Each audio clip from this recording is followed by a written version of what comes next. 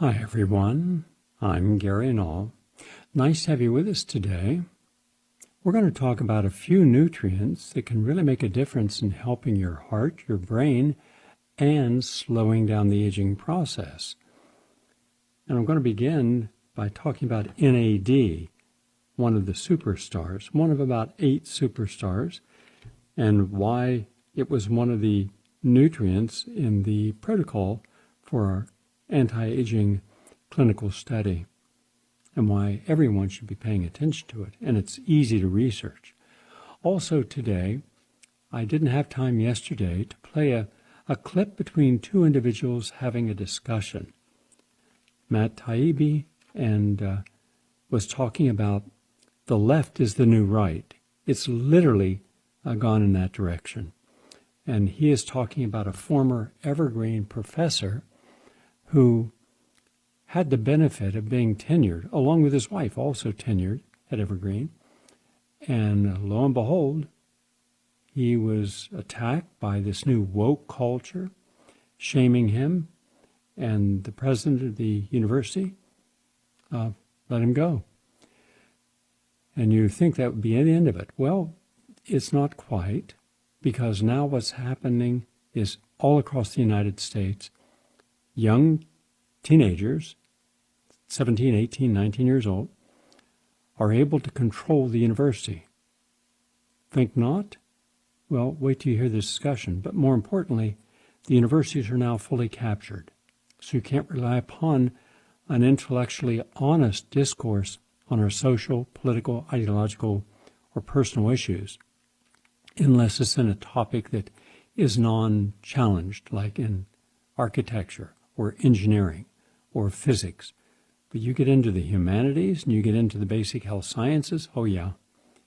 They even some students decided they didn't want to take math anymore, so they said math was racist. Instantly, overnight, math is racist. No one's capable of argument, not even mathematicians, so everybody just kind of holds their head down, allowing these dancing clown idiots to get away with this. It's time that the adults in the room either stood up or leave the room, because your life is about to be controlled in ways you never imagined. It's not me saying this, it's these two individuals, and Bret, Weinstein, and Matt. It'll be about a 10-minute discussion. But also, I wanted today to share some insights about what happens to other cultures. Almost every culture that has come to the United States has come because they were persecuted, because they were denied the ability to be able to live a life in peace and harmony. They were outcast, they were killed, tortured, assets taken away from them. The French Huguenots, Louis XIV did that. And but also think of all the other countries where you came here, you had no advantages, you worked your ass off. So how exactly are these people not entitled to be respected as human beings? Well, that's what's happening. So we're going to do a history course today from history.com. Also today, Bill Gates. You think he's articulate? You think he could defend his position? He's not a scientist. He has no degrees at all in health, medicine, and yet he's the most powerful person on the planet when it comes to this vaccine. So you're going to let this guy run our entire health program? Big mistake. So we're going to play a little clip, short clip, where he's being interviewed. It's a funny clip, by the way. And you can go to prn.fm and download it so you can see it. It's something you got to see to appreciate how funny it is, because this guy took O'Donnell's, I don't know which network she's on, but either CNN or MSNBC, and she was interviewing Bill Gates and just happened to have brought up the fact that this test with this company that he started that's going to get the contract for the COVID virus found that over 51% of the people who got the vaccine had serious side effects. And how she asked the question and how he tries to answer is what's funny. So, but remember, this is real life. This is actually happening. Oh, and by the way, on yesterday's program, I played a clip of a group of very courageous physicians who were putting their careers and reputations on the line. They stood outside on the steps of the Supreme Court, each one coming from a different background. None of them knew each other, but they all had something in common. They knew that what we've been told about COVID was not correct. It was either half-truths or full lies. So they had done their homework, they had their clinical experience, and they just told it like it was. I said at the time, that person is going to be targeted. Well, that person yesterday, that physician, was attacked mercilessly and then fired. And the person was fired simply because the hospital where she works doesn't want her working there anymore because she was, quote, an embarrassment of some kind. So now, what do you think happens, and this is a larger philosophical question, I would like you to address it. What do you think happens when you decide that these are not important enough issues for you to be personally bothered by? You have your own issues in life, you have your own responsibilities, true enough, and so you can't be bothered. And before we get into this too far, I just want to give you a little example of this, to give you something to think about. And by the way, please call in and share your points of view. Our talkback number is 888-874-4888. That's 888-874-4888. About 5 months ago, when I was in Manhattan, before I went down to do my clinical study, a person stopped me on the street and mentioned that why didn't I do more talking about nutrition? I said, well, I talk about nutrition, every single day, plus I'm counseling people, plus I've written over 100 books and over 100 documentaries and webinars and health support groups and 44 clinical studies. That's all I do. Yeah, but sometimes you talk about other topics. I just turn it off. So if I'm talking about the environment, you turn it off. If I'm talking about human rights, you turn it off. Talking about social issues that directly impact you, whether you choose to realize it or not, it doesn't really impact me. So in that moment, and we were at a stoplight, and this person had just come up and said hello at the stoplight. The light had changed. And I said, do you consider yourself a gracious person? So instead of crossing the light, the person looks at me with very quizzical expression. I said, do you happen by chance to take any supplements? Do you take a multiple vitamin or vitamin C? Yeah, of course I do. How many do you take? I don't know, about 7 or 8. Which ones? Coenzyme Q10 for my heart. I take multiple vitamin. I take extra vitamin C, and I take the omega-3 fatty acids. I said, what if I ask you, would you spend 5 years and probably $500,000 out of your own pocket to go out there and fight the special interest groups which would capture the FDA and the regulatory agency that oversees your right to take vitamins? He said, I don't know what you're talking about. I said, well, let me tell you something. Back in the early 1980s, I was informed by a legislative aide for an important legislator that the pharmaceutical lobbyists were lobbying to get rid of all vitamins. You could only take a vitamin, a tiny amount. How small? 1.6 milligrams of B1, 1.2 milligrams of B2, and 1 something milligrams of B6, and then 90 milligrams of supplements that would be banned altogether as harmful. And you would first have to go on a regular basis to get a prescription, which means you'd have to have a medical examination to get a prescription. You'd then have to go to a pharmacy to buy your vitamin. So then you would pay, let's say, $20 for 10 milligrams of zinc, plus add in on the cost of the prescription. And that would immediately kill all vitamin cells.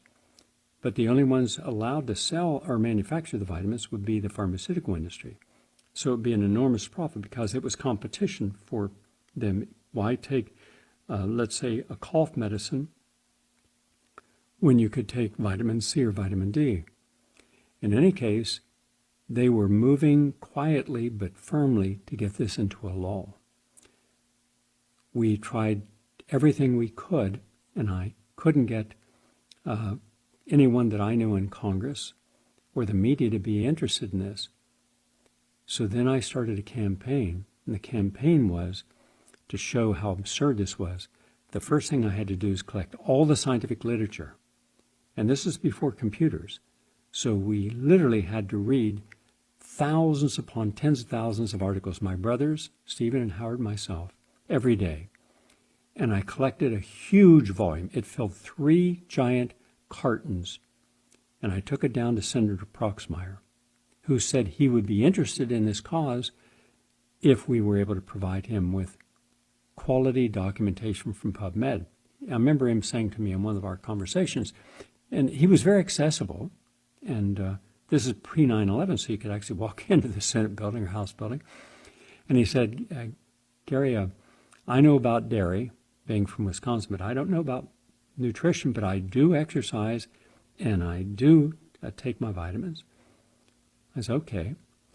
Well, 3 months went by, and I provided him with this case, and he said, wow. He said, I didn't know any of this existed. I said, this is what you have to share with your legislative friends on both sides of the aisle so we have unity. Then I did a tour, and the tour took me over 2 years.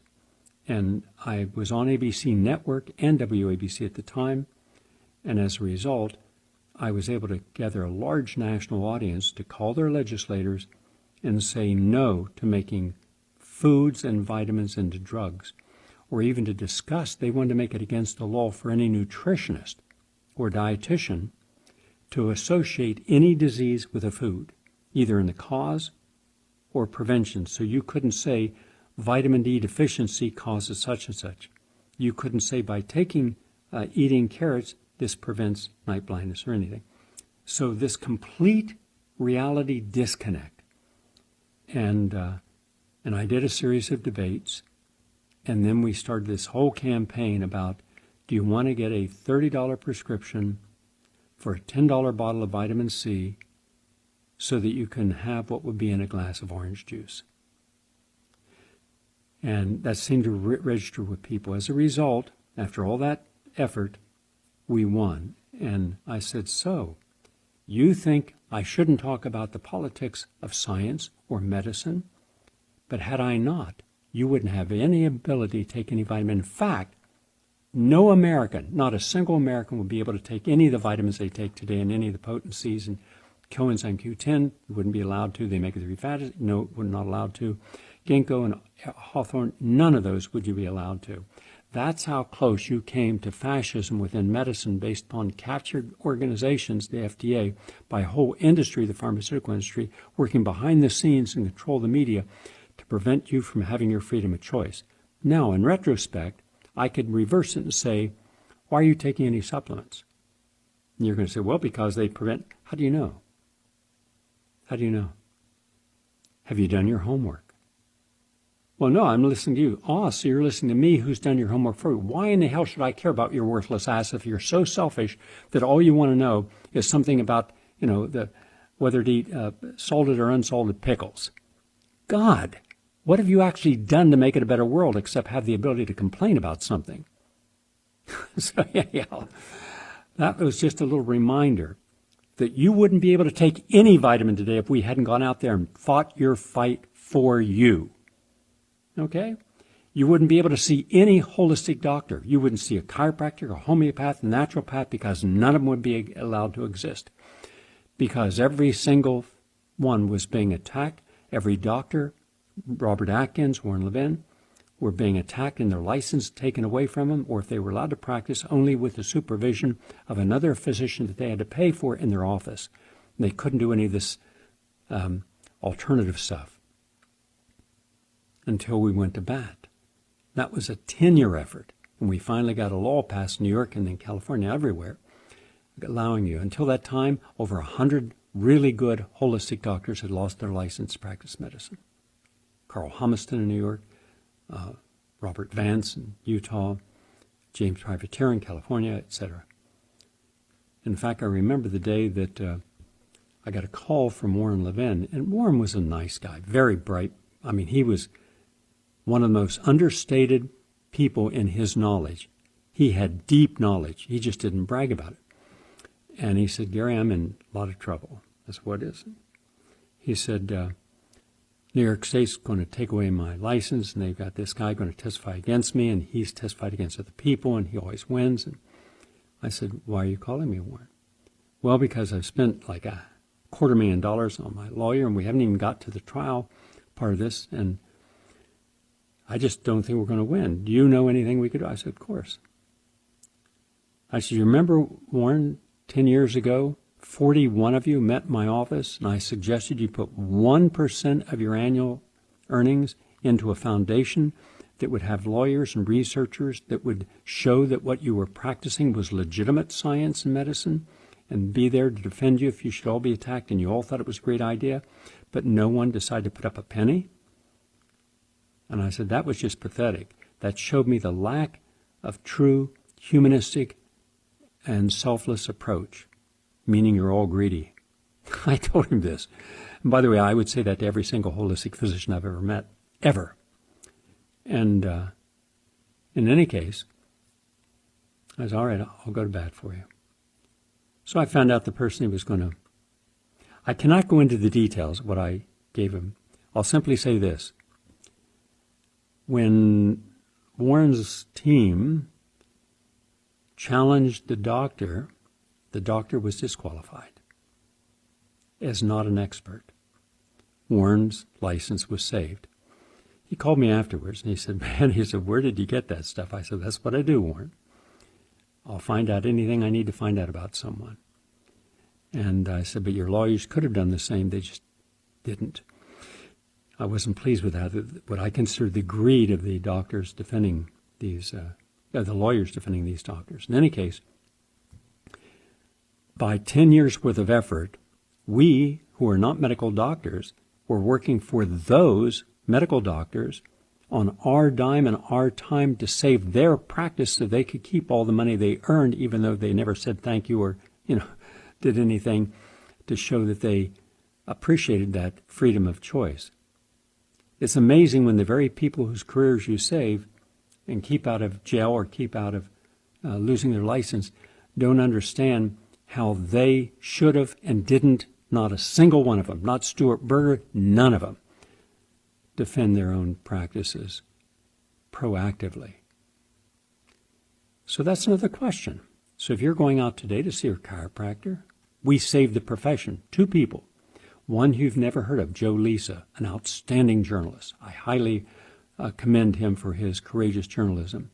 He and I together both got the same identical package of information from a source that we never determined who it was inside the AMA, and that led to a series of articles. I wrote 6 articles, and I think he wrote, I'm aware of 2. He may have written more. That led to a lawsuit, the largest against the AMA in its history, Sherman Antitrust Violations, Restraint of Trade, because chiropractic was considered in all of medicine an unscientific cult, and it was on its deathbed because no insurance would cover it, it was being denigrated, and people weren't even going into the profession. So after that case was won, and the AMA lost, and the 12 major organizations, medical organizations also settled or lost, then chiropractic was allowed to be considered a legitimate healing profession and no longer could be denigrated. Of course, what happened was they shifted all their files over to the people outside who went on to use it, and those are the people today that we would say are the Wikipedia skeptics, the same animus, the same bias that the AMA had, they've simply carried on. But we stopped a 25-year crusade. That's why you can see a chiropractor. That's why you can see an osteopath. And that's why you can see a holistic dentist. Had we not fought that fight, you would not have had any of those ability to see any of those people because none of them would exist. Those are just some of the examples of why. Do not be so short-sighted and selfish and self-obsessed. You can't see that there's a battle going on. That's why I did my show yesterday explaining that these industries we've trusted have been fully captured. And until you understand that education is now fully captured and medicine has been fully captured, the fact that they fired a doctor yesterday for telling the truth, the fact that they've been scrubbed and shamed off off all platform, and that only pro-vaccine is promoted on Wikipedia. Anything that's anti-vaccine is now relegated to quack or fringe conspiracy theory, and yet it has the real science. So right now, journalism has been captured, the media has been captured. So every place you turn, it's been captured. You just may not be aware of it. So as long as you stay plugged into it, you're going to have misinformation. In any case, let's now open with health and nutrition. It just popped in my mind about how people who don't fight in the fight shouldn't be talking about the fight. If you're not willing to get out there and get your ass on the firing line and write the letters, do the demonstrations, don't complain about anything you're not getting because of the people who actually are committing themselves to saving your worthless ass. So that's the latest on health and healing. I'm Gary Null. We're going to take a break here. And when we come back, I'm going to play you this conversation. I think you'll find it of interest, some of the conversation. I'm going to do two back-to-back because I think they're both important. One is why you won't have a career by Jordan Peterson. It's short. And the other is this conversation between Bret Weinstein and Matt Taibbi about the corruption that we're living in now, institutional corruption, personal corruption, fear of facing it, fear of the attacks that come against you, and most importantly is something they say at the end of their very conversation. Please pay attention to it, because for me it was the most important thing they said. What is going to happen, in all probability, is that in order to secure this victory, which is almost certain at this point, unless something radical changes, it's not about Biden becoming president.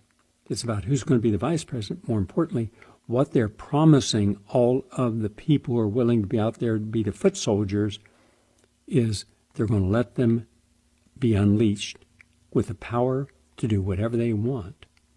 And that they're going to do. So what you see now in Portland and around the country, this is just the beginning. On a scale of 1 to 100, this is a 4. What's going to happen after the election is going to go ramp up to 100 plus. What do you think the average person who sees everything coming down around them and no institution can they rely upon, what do you think they're going to do? What would you do?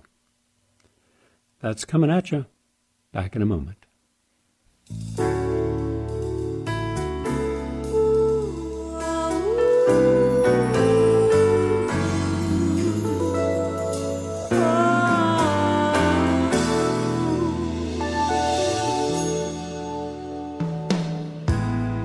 Ain't there something I can give you in exchange for everything you give to me?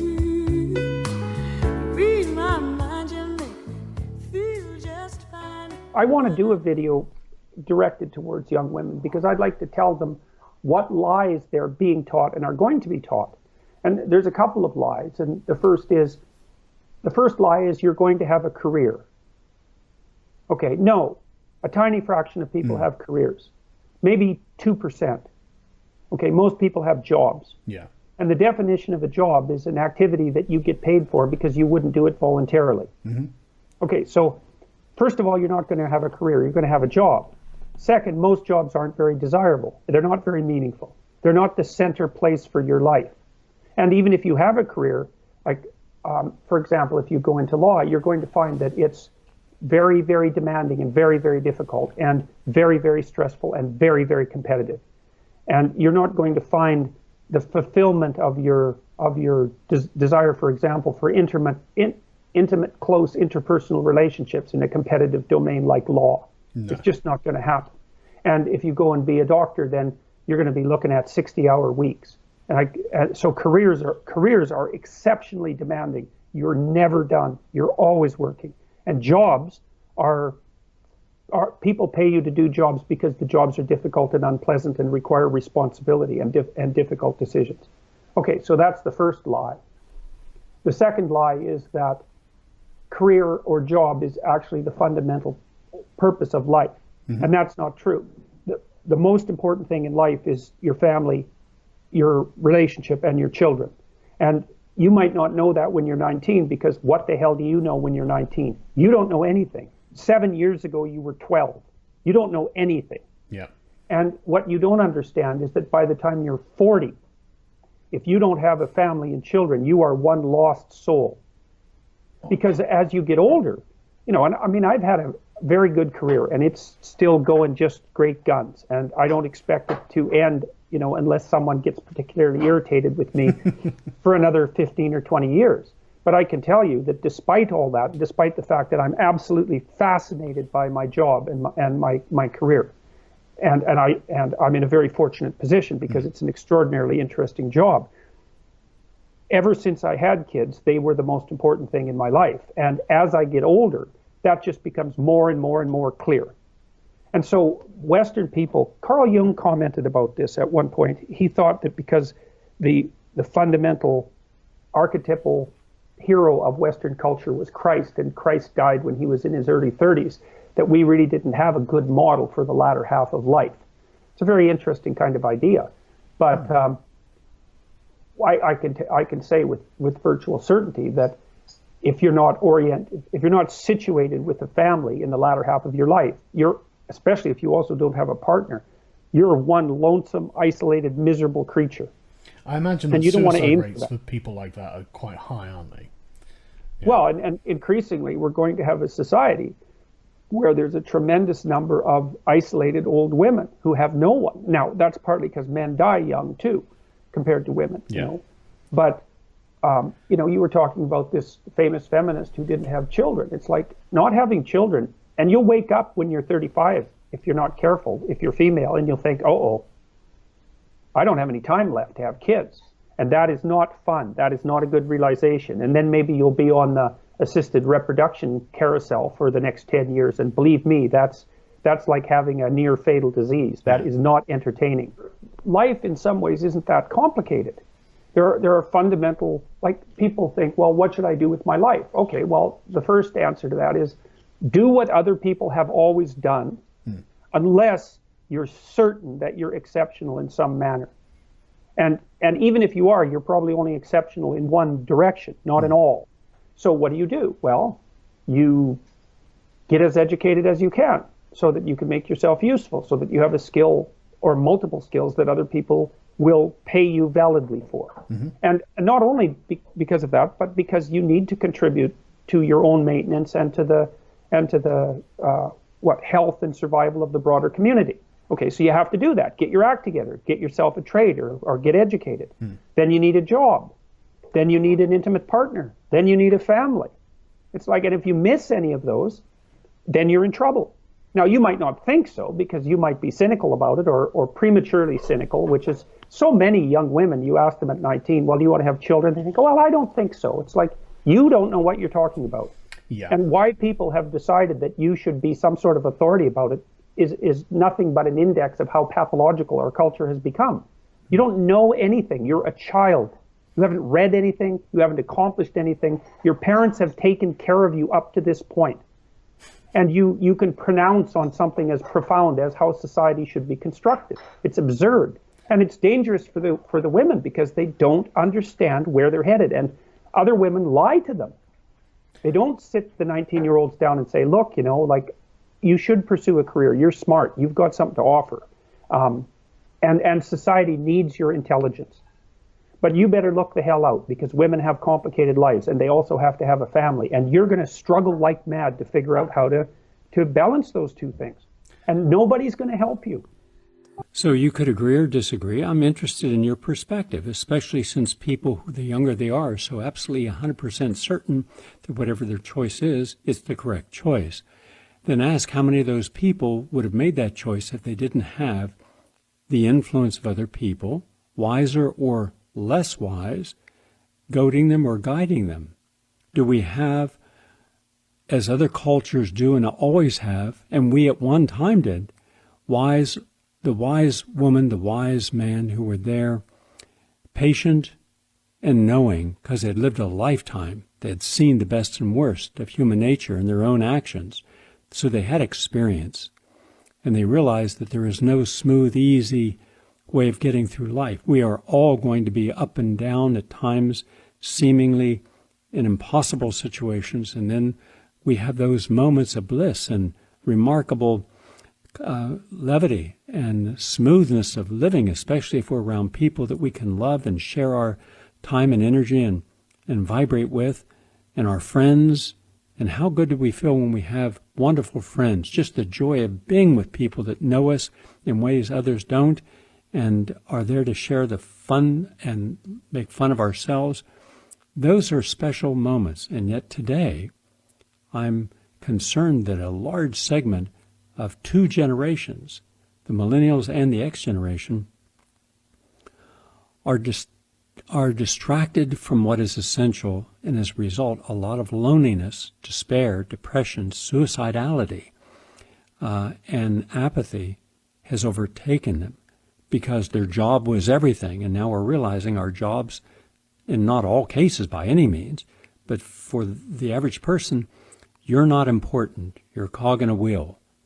To you, your job is everything. To someone else, well, there's 1,000 other people could do it. We're seeing that now. You thought that you had a job in a career. Now both your job and career are being challenged. Automation, transhumanism, artificial intelligence, all of these are challenging all of our presuppositions about what is sustainable in our lives. And we're not prepared for this. And we're going ahead as if, oh, I'll go and take this course in college, or I'll take this, without asking yourself, have I done my homework to see if there's even going to be a job there? What kind of relationship do I want? Do I want 1,000 likes and shares on a stupid computer? Or do I want to be able to sit across from someone and look them in the eyes? There's a big difference in what we then see is really important for us. You can get all the emoji kisses in the world. It's different if you get a real one. You can get all the hugs and a smile. It's different if you get a real hug and smile. So think on this and call in. Share your points of view. 888-874-4888. I'd like to hear what you have to say. And by the way, this just came in. I want to read this to you. It's from Celia Casey. And there's a video with it, and it's a really cool video. Because here she's showing what she's doing, and she's really, she's on it.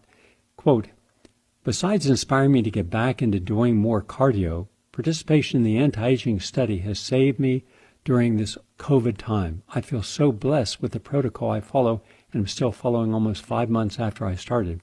Seriously, Gary, journaling, your videos, meditation, and not watching any TV has been my lifeline.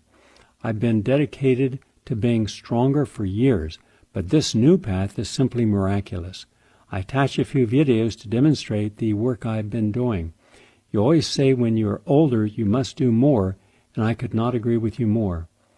At 72, it is indeed the fountain of youth. Thank you. And that is Celia Casey.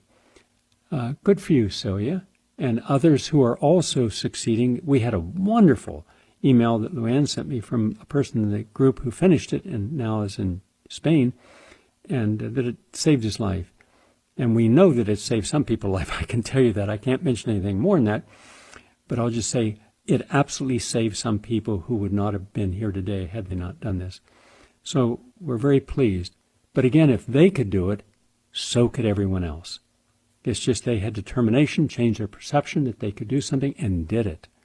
And that's what we have to do. We have to get out of being passive, being spoon-fed, and having artificial relationship with our authentic self, and embrace the real self, empower yourself, and then say, I can do it, and do it. And by the way, come the last 2 weeks of October, we're full up, by the way. Don't call. We're full up for the retreat. I told people we were going to fill up, but unfortunately too many people waited too long. But for the anti-aging, the new anti-aging study, which is going to be a real hoot, because I'm changing, I have to keep the protocol identical, but I'm changing the time length. Instead of 90 days, I'm doing it in 2 weeks. Now, it may not work, but it may work, because I'm doing it for 35-year-olds so that the younger you start an anti-aging protocol, the longer you stay young. That's why I'm so young and vital. That's why I can work from midnight to 4. Or from 4 in the morning till midnight, and do all the things I do. Not because I'm special on any level. I'm not. It's just that I was looking at what I didn't think made any sense a long time ago, and applied what I thought was sensible. Now today, how many of you don't look your age? How many of you have energy that your peers don't have? How many of you look 10, 20 years younger and are still strong and even athletic, and your minds are sharp? Because you didn't go along with the herd, the consensus of scientists, doctors, and everyone else. They were all wrong. You were right. Now you've gotten to your destination. Turn around and look. You've reached your destination. You were on the right path, and you have a lesson to learn. They were on the wrong path. They're sick, they're dying, they're depressed, and therefore they learn nothing. Hopefully, on the next step of their evolution, and through the next phase of their life, they will learn and they can turn it around, at least a lot of it. So I'm going to be doing a different approach because I want people who are highly motivated. No more of this having to resist everything and be negative and, you have no idea what we're faced with some of the people. The older they get, the more resistant they are, and the more opinion they are, the more reluctant they are to change anything. You remember that notion, you can't teach old dogs new tricks? I used to think that was a stupid cliche. I realized, my God, that's an absolute truth. So we want people who have not yet codified a mind into, I'm not going to change. I want to see people who are willing to change because I'm going to do an accelerated. Because I believe I can do in 2 weeks what it would take 2 months if a person's motivated. That's the key. That's the key. And if you doubt me, talk with Sam Skinner, Louise Nottage, Thelma Wilson, Sid Howard. Talk with Frank Galla. Talk with the people who, of the thousands, tens of thousands who came over the years to the running club, I asked who would like to be on an accelerated protocol. Every one of them became world champion athletes, the best in all of athleticism, icons. You mentioned Sid Howard. He's an icon. Little guy, wonderful human being. Couldn't be a nicer human being to meet. And Sid started in 1975 out in the boardwalk in Coney Island. But he was on that accelerated. So it depends upon the motivation, the strength of character, the determination of a person to do what is considered not possible. That's the kind of person that climbs Mount Everest. So that's who I'm looking for. No one else. Okay? If you don't have those qualities, don't sign up. Don't call Luann. I'll give you Luann's number. Let's see if I have Luann's number. I had it here somewhere. Yeah, Luann, 903-881-7008. 903-881-7008. I'm going to play 10 minutes of this clip. And this is between two very bright people talking about how all the institutions are captured. They were not paying attention, and now their institutions have been captured. In Matt's case, journalism, and in Bret's case, academia. And now they don't have the forms they once had, and they're both being attacked because they saw the corruption and its consequences, and they're willing to talk about it, but even the forms they have are closing down. So far, the penetration of this has almost entirely been intellectual, right, and bureaucratic. When we talk about cancel culture, what we're usually talking about is people losing their jobs, and then the accompanying problem of people being afraid to speak out. It's not yet at the level of people going, being dragged off to basements and put up against the wall as they did, in the early days of the Soviet Union, or, thrown into ditches or whatever it is. It's not that yet, but, just in the last month, we've seen so many headlines suggesting that institutional America is already almost completely consumed by these ideas. And we saw yesterday, I saw you tweeting about this, but the federal government, is adopting ideas that are, frankly, crazy, right? And it's very troubling. From the point of view of the movement, I don't think it's about those things. It's almost purely about power over material things and the ability to speak openly about what's wrong with this plan, the ability to invoke something like science in order to demonstrate that a claim might be false, the ability to appeal to normal rules of due process in order to establish a claim. All of these things have to be disrupted in order for a movement based on fictions in order for it to take over. So I think I believe he was an ex-NSA officer, William Binney, described many of the structures that were put in place after 9/11 as a turnkey totalitarian state. You know, the idea being that the structures were in place, but the key hadn't been turned, so it didn't feel totalitarian, but it could at any moment. And this movement actually has that element to it, where it is disrupting the things that would allow you to get in the way of its power grab, but the key hasn't been fully turned yet. It's, you know, why do you want to get rid of the police? Right? Well, there's an excuse for why you want to get rid of the police, but then there's also what you're going to do after the police are gone, because the police are really the mechanism through which all of the other mechanisms keep people from just taking what they can. Yeah, I think you're right about that. A lot of people who are marching, who are protesting, and think they're talking about one thing, and maybe there's a minority of people who actually know what it's about. But the important thing is what's going on institutionally, and you know, both in terms of the sort of explosion of new administrative staff that has taken place on campuses, but increasingly also is taking place in companies like media companies.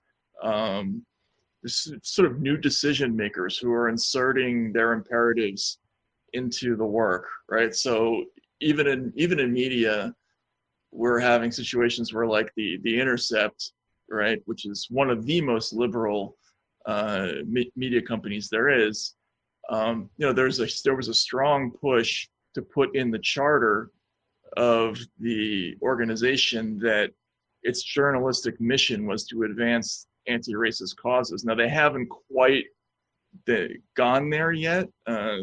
They sort of took a little bit of a left turn before they went all the way there. But that's something that's being pressed in a lot of media companies right now, is this idea of writing it into the mission. And that's more important, I think, than how many people are on the streets. It's like, is the institution now fully captured?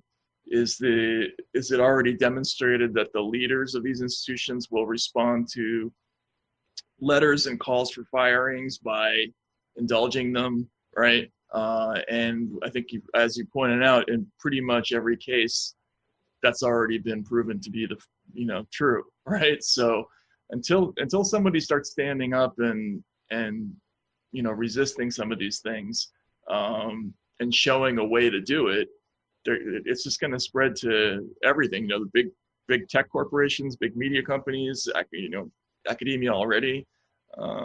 So yeah, it's hard to know what to do. Here's the thing. You're right. Everybody, you can imagine how many people are telling me, my God, we're all evergreen now, right? It's like, okay, yes, you are. Now, can we go the next step? And it's like, I want to just emblazon the word extrapolate, right, on something that I can hold in front of people, because the point is, okay, if this is evergreen, and it is, I mean, the parallel is almost too close to believe, right? If this is evergreen, what happens next? I mean, first of all, look at Evergreen, right? Evergreen is a failing college. It has a quarter of the students it's supposed to have. It has no plan going forward, and it has continued down this road without ever acknowledging it made a mistake. Right. That's the Democratic Party, right?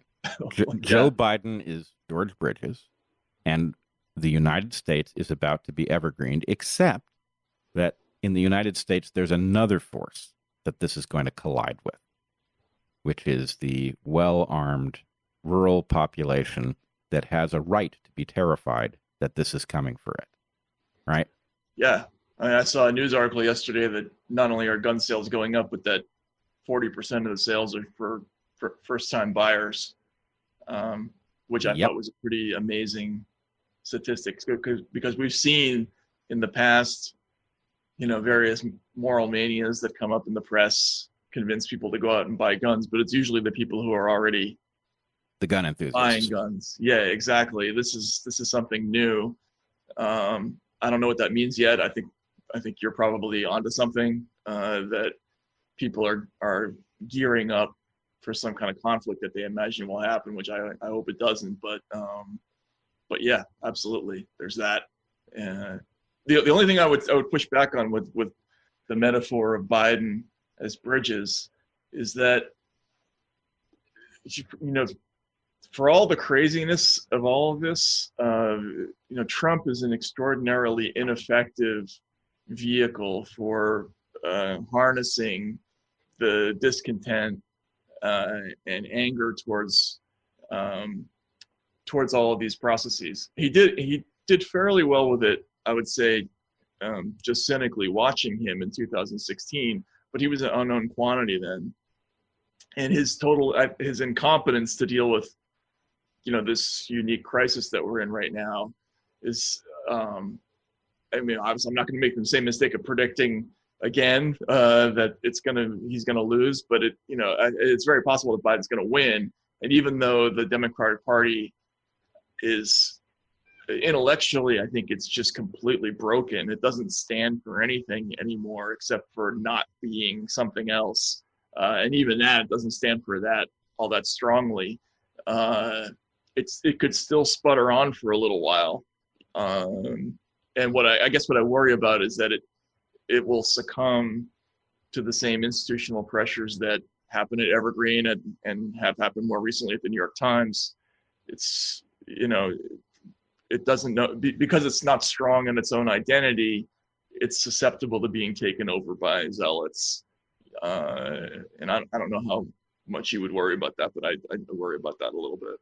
Oh, I think it's far worse than that. I think, yeah, this is becoming a theme, I guess. But the Democratic Party stands for nothing because it has become an influence peddling racket, as the Republican Party is. And as such, the only thing it does is protect its access to power. And what has happened is it has lost its argument for being awarded that power by voters. And what it is now going to do is it is going to rally a constituency by giving it something real. But what it's giving it is power over other citizens. In other words, and this is why I say it is George Bridges, right? Joe Biden is the George Bridges play, because what it's going to do is it's going to empower this counter-revolution that is now marching in our streets and marching in every single institution. It is going to empower them to keep them from going after the real culprits. So, the anger in the streets is about something real. Americans have been frozen out of a large fraction of the well-being that they've created. And in an effort to stave off the French Revolution yet one more election cycle, the people with the pitchforks and the torches are going to be awarded rights to extract stuff from other citizens. And that is I just don't even see how that will be avoided. It's not that the zealots will take over the Democratic Party. It's that the Democratic Party will foolishly empower them, will cynically empower them in order to win this election and potentially future ones. And that will be the final straw. Yeah, I think you're probably right. Listen to what he just said. Let's be clear. By the way, the Bridges he was talking about was the head of the Evergreen University, where some students or provocateurs from another place, not the university, came on and were shouting and screaming and cursing him, and he's trying to be calm. You see the video. He's trying to answer their questions. He's an ultra-liberal professor, loved there, and yet the university president would not stand with him, acquiesced immediately to the screaming crowd. What he's saying now, that this is no different than, the French Revolution, where you have screaming mobs wanting blood. Didn't matter whether you were guilty or not. If someone denounced you, you were guillotined. And they guillotined everyone. And even the people who thought they would be protected, ultimately like Robespierre, who headed it, was guillotined. So we have to understand that when the Democrats, using this as a ploy, don't want any of their corporate sponsors, any of the oligarchs, any of the rich and powerful to be targeted, once you empower and go ahead and wink and nod, like the media is doing, they're peaceful. They're all peaceful. They're all well-intentioned without looking at those who are not. And who's behind all this? Amazing what happens when they empower them and then they come for them. Then see who they put forward as their next president. Far more fascistic than anyone we've ever imagined. That's what they're saying. Okay? Just a heads up. It's coming. And people in rural America are terrified. So they're getting ready for this clash, and the media is not covering this. That's unfortunate. Before we go today, I'm going to take a call here. But before I do that, I was just informed that today we can offer our first special where I just got this from the office. We haven't been able to give any specials because we've had such limited supply and we didn't want to run out. But we just got 4,000 bags of our superfood breakfast. This is the most delicious breakfast. It's 780 grams, and you buy 3 bags and you get the 4th one free. You heard me right. You're saving $42.99 off the original retail price of each of these bags. So you're getting a $43 discount today. You're getting a blend of instant steel-cut oatmeal and oat fiber, coconut oil, brown rice protein, flaxseed powder, almond protein, bananas and blueberries and pomegranate and watermelon and cherries and strawberries and raspberries, grapes and grapeseed extract, papaya and prunes and apples and acerola and goji and cranberry, acai, bilberry, parsley, carrots, cabbage, spinach, organic kale, organic barley grass, asparagus, spirulina, celery, onion, cauliflower, broccoli, and radish. And it took me a year because I had to figure out how to disguise the taste of the onion and the broccoli and radish that's astringent in its taste because of the sulfur. So you get this wonderful, smooth kind of vanilla almond quality. This has got your protein, your fiber. It is the most healthy, delicious breakfast you could ever have. And you're getting a $43 discount on it today. Okay? And it's our special of the day. I just got notification. It's called Superfood Breakfast. So you can't get anything better in your body in the morning, start the day, and you can take it with you anytime, anywhere. Call 877-627-5065. 877-627-5065 to get your buy 3 bags, get your 4th free, plus you're getting a discount on every bag on top of that. $43 discount today. Buy 3, get your 4 free, plus a reduction on the retail price of every one of them. Save $43. Delicious, nutritious. Take it with you. Take it to work. Take it any place. Take it camping. Travel with it. They're nice little bags, 12 servings per bag, and you're getting 4 bags of the Superfood Breakfast. 877-627-5065. Listen to our program today. I'm sorry I can't take more calls, but we'll say hello to Ruben from Virginia. Hi, Ruben. Hi, Gary. How you doing today? Good. Good. I want to congratulate you on the hard work you did about preserving the right to take vitamins and nutritional supplements. As you know, in New York State, there are 29 professional boards. One of them is called the Dietetics and Nutritional Board. These are the part of the educational department that licenses different professions. Actually, you know that because you're a licensed dietitian and nutritionist in the Dietetics and Nutrition Board. The board meetings are open. They are held 4 times a year, and I've been going to several of different board meetings, including the medical board meeting, massage board meeting, and the Dietetics and Nutrition Board meeting just by accident because I ended up going into the wrong room at one time. So as I sat there wondering what they were talking about because I thought I was in the medical board meeting, I hear that the New York State has approved a license called Dietetics and Nutrition for dietitians. And the board was in the middle of discussing how they were going to restrict people from being able to get nutritional supplements and people to make nutritional claims. That law has been passed by the New York State legislature already, and now the board is discussing how they're going to implement this law. So even though you've nationwide have had a great impact on what's going on, in New York State right now, as we're sitting here listening, the boards are discussing how to divvy up who's going to be able to control nutritional supplements and nutritional claims. It's happening now. It's in the board meetings. It's already been approved by legislature. Something has to be done immediately. The board meetings are open to the public. Anybody can go on the website. I'll give it to you. Find out when the next board meeting is. You can attend the board meetings. They're not allowed to restrict you from being there. Unfortunately, you can't say anything. You can't answer any questions. You can just sit there. you'll find out what's really happening in nutrition and dietetics in New York State. Every state has a board like this, but this is the most offensive way of going about this in the back room. The website is op.nysed.gov, op.nysed.gov. You can click on the boards in general, and you can click on the secretary of the board, whose name is Jason Kramer. His number is 518-474-3817. You can ask when the next meeting is, and you can he'll take your name, and they'll give you permission to come to the next meeting. I think the meetings now, because of COVID, are on the internet, so it's easy for everybody to check in and see what's going on behind closed doors. I want to thank you for the opportunity to share this information with you, and congratulate you and bless you that all your successful endeavors shall be rewarded.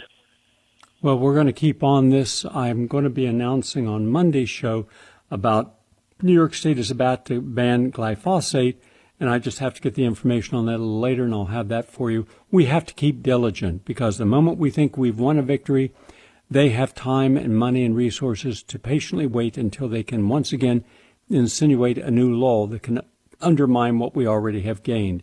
Thank you. I appreciate that, Ruben from Virginia. We're out of time, everyone.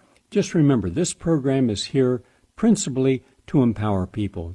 And if it means that for a moment in time we have to rethink, change our perception, should we not be engaged in these issues? Because if we're not, who is? And what are they up against? How formidable are the people who have something to gain and we have everything to lose? So one day we don't think it's important. I've got other things to do. And then they say, oh, you didn't know? Yeah, New York passed a law. You can't take your supplements anymore. And you think, what? How'd that happen? That's what it means. We must all be diligent at this time. And many of you are. Have a nice day, everyone.